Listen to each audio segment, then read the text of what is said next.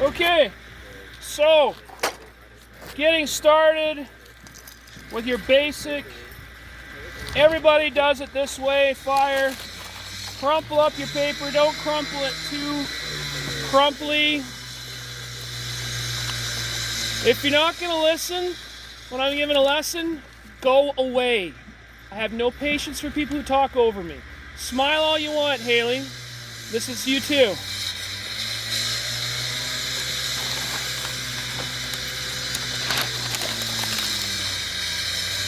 So we're just going to get a small pile of paper. We're going to start with our smallest kindling.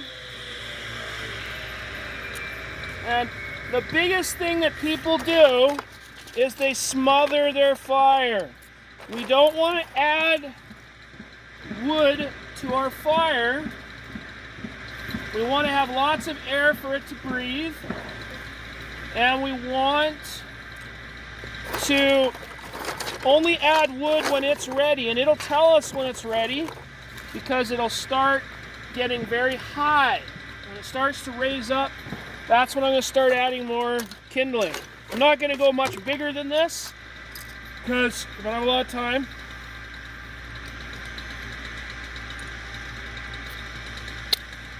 So we got a nice, come on, hurry up. There we go. So the reason why I don't like using paper, I'm only demonstrating this because it's what people are familiar with, is paper when it's damp doesn't burn very well. This paper, of course, is dry. Now, this is where people start smothering it. They throw stuff on and it goes out. Still not there yet. I want to hear the wood start crackling. And I want to see it start to the fire's now nice and high. I'm going to add a few pieces. Now, we're really edging our ability here because we're using bone-dry cedar. The reason why I don't like the teepee is because it can collapse on itself. I like using a lean-to because it keeps it. But now it's getting really hot. By waiting that extra few seconds, then I can start adding my other wood. And that's now a sustainable fire. As long as I have lots of wood. That's the other mistake people go, it's like I got a fire, and that's all they have. You run off into the bush to get wood, you come back and your fire's out. But there's enough hot coals there and enough heat to boil a pot of water. That's actually all you need really to get a pot of water boiling. And it is going to, we can get those larger pieces the size of our fist, our thumb, fist, arm, leg. You know, you kind of like to use references of body parts to make our fire bigger. Now, while that's burning, the only thing I haven't talked about is fire safety. We need to be cognizant of where we're building our fire. Is it on ground where it's going to burn underneath the ground? Follow roots. Catch a tree on fire. A lot of people go, oh, the forest, it's all wet, nothing will burn. But they don't realize that that stuff in a forest, all mossy, called tuff, will catch on fire. It's dry inside, and you can burn a big chunk of land with that. So when we have a fire, we always have a fire point over there. I set up a fire point. A proper fire point has a rake, has a shovel, and a fire extinguisher. And they're not laying down, they're standing up, so they're easy to see. That's key, and easy to grab. And when we're done with our fire, we want to inspect and make sure everything is good to go.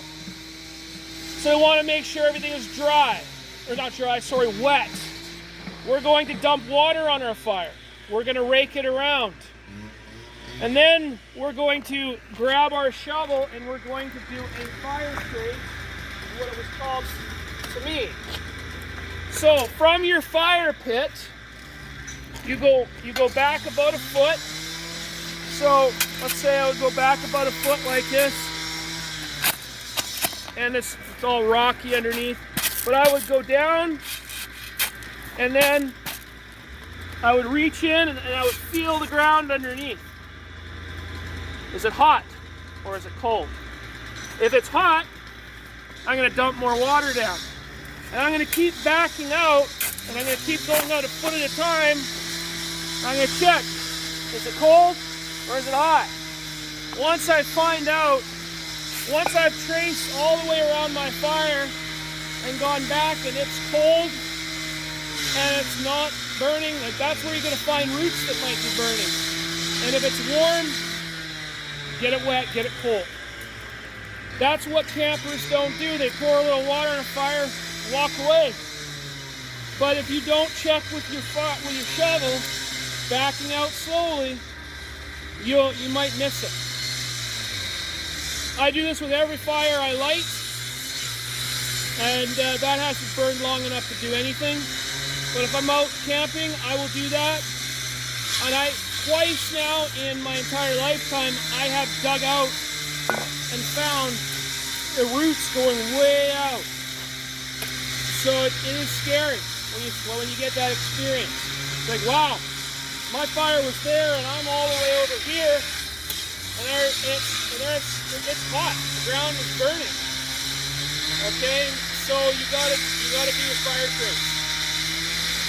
Very important. We'll be lighting our fires here, so we don't have to worry too much because there is nothing under here but rock. All right, if you've been watching what's going on next door at the construction, it is all rock we are on a big rock, so we don't have to worry about that. All right, so that